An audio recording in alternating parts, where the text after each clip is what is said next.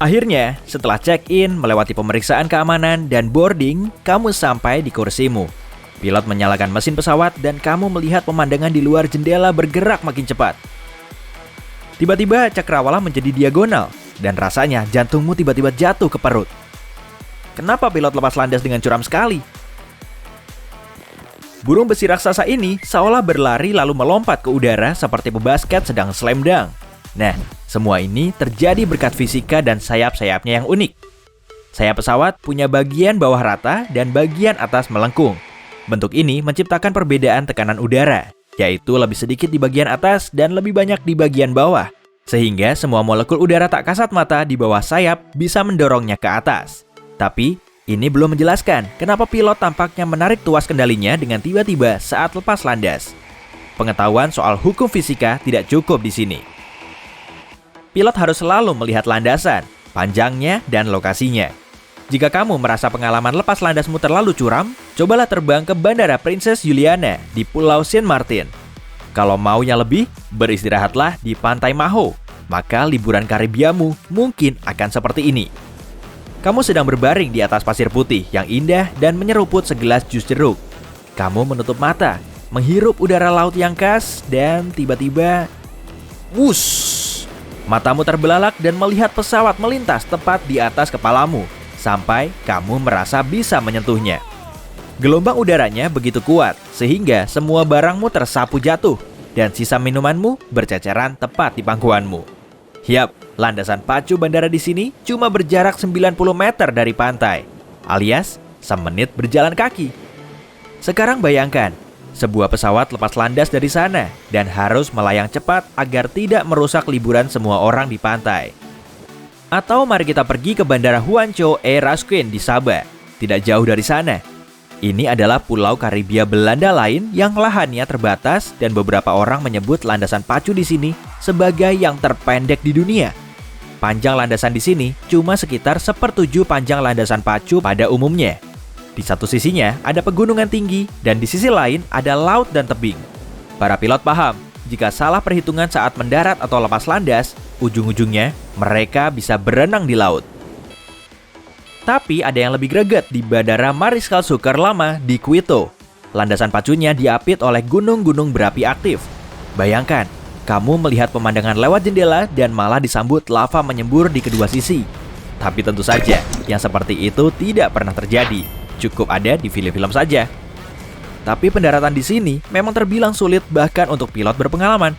Dan lepas landasnya juga harus curam karena pegunungan di sekitarnya. Dan karena di ketinggian ini udaranya begitu tipis, menarik kemudi ke belakang belum tentu mengangkat pesawat ke ketinggian yang cukup dengan tepat waktu. Dan tetap, semua lepas landas harus dilakukan tiba-tiba. Bahkan di bandara normal dengan landasan pacu yang cukup panjang dan banyak ruang terbuka lebar. Kamu tetap akan merasa ditarik ke kursi sambil melihat cakrawala diagonal di luar jendela.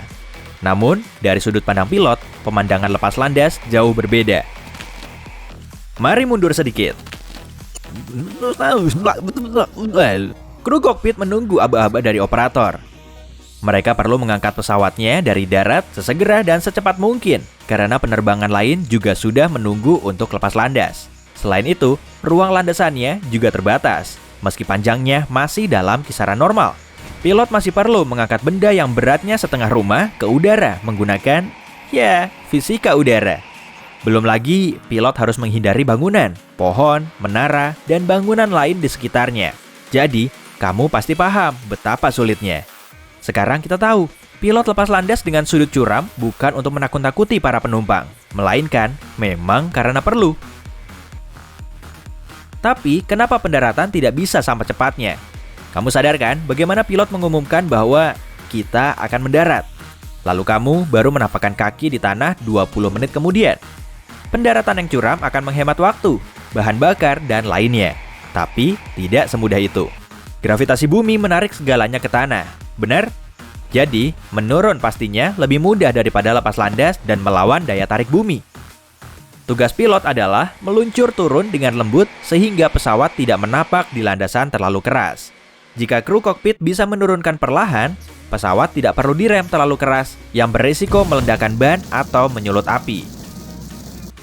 Perumpamaannya begini, saat mendekati lampu merah, kamu tidak menginjak rem saat baru sampai di lampu. Kamu melihat lampu kuning di depan, mengangkat kaki dari pedal gas, meluncur sedikit, lalu dengan perlahan dan lembut menginjak pedal rem. Oh, kamu tidak begitu? Cobalah sekali-sekali. Kalau tidak, kamu mungkin tidak akan bisa berhenti tepat waktu dan akan mendengar suara sirene polisi dari belakang. Nah, dalam bayangan saya, menerbangkan pesawat agak lebih menantang dibanding menyetir mobil. Jadi, mari tepuk tangan untuk para pilot. Oke, sudah cukup. Tapi kalau kamu tidak suka kemiringan tajam pesawat saat lepas landas, naik saja helikopter. Di sini, kamu tidak akan merasa ditarik ke kursi dan cakrawala masih akan lurus-lurus saja. Di helikopter, kamu merasa tubuhmu terangkat perlahan makin tinggi. Tanah di bawahmu makin menjauh dan orang-orang di bawah menjadi sekecil semut. Semoga kamu tidak takut ketinggian ya. Atau takut suara keras, karena baling-baling helikopter sangat memekakan telinga. Pesawat dan helikopter punya satu kesamaan. Keduanya perlu menghasilkan daya angkat. Helikopter melakukannya dengan agak berbeda dan di area lingkup yang jauh lebih kecil. Sehingga ukuran helipad sangatlah ringkas dibandingkan landasan pacu. Dengan menyalakan mesin, pilot membuat rotor berputar dan baling-balingnya aktif. Mari kita lihat baling-baling ini sedikit lebih dekat. Eits, jangan terlalu dekat. Kamu lihat ada lengkungan di bagian atas, sementara bagian bawahnya rata? Perbedaan tekanan udara pun terbentuk juga di sini.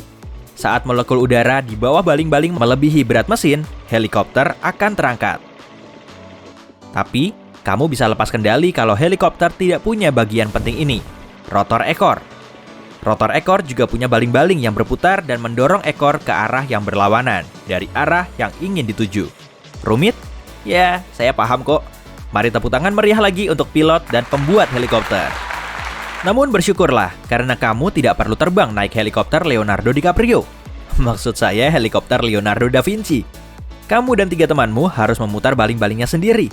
Kalian harus menggerakkan seluruh tubuh untuk menghasilkan daya angkat yang cukup agar benda ini bisa terangkat dari tanah dan menjaga ketinggiannya. Dan lihatlah betapa jauh perkembangan kita sejak abad ke-15. Sekarang, kita punya roket yang meluncur dari tanah dengan pemandangan semburan api yang indah. Roket bergerak makin jauh ke atmosfer, tapi kamu melihat ada yang aneh.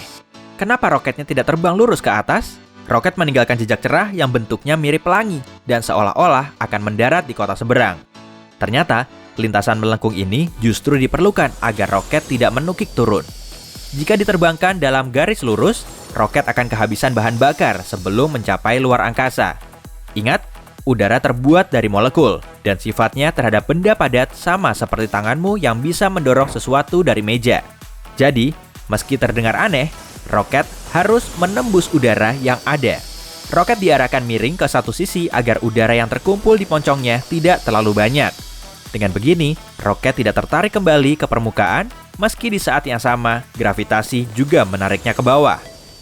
Dari pesawat ke roket, agak kejauhan ya memang, tapi keduanya memang punya banyak kesamaan. NASA memakai 2 pesawat Boeing 747 yang dimodifikasi sebagai penggotong pesawat luar angkasa. Kalau bayangan saya, jet jumbo ini menangkap pesawat ulang-alik di udara saat sedang meluncur ke tanah. Tapi sebenarnya, 747 cuma digunakan untuk menjemput pesawat luar angkasa kembali ke kompleks peluncuran setelah selesai mendarat. Sayangnya, pesawat luar angkasa tidak bisa terbang lagi karena harus pensiun. Masa pensiun? Tapi, kamu masih bisa melihat salah satunya di pusat luar angkasa Houston. Di sana ada maket pesawat ulang-alik Independence di atas Boeing 747 agar kamu bisa memenuhi imajinasimu. Hey, jika kamu belajar hal baru hari ini, klik tombol suka di video ini lalu bagikan pada teman-temanmu. Inilah beberapa video menarik lainnya yang bisa kamu tonton. Klik saja video di salah satu sisi layar dan ingat, tetaplah di sisi terang kehidupan.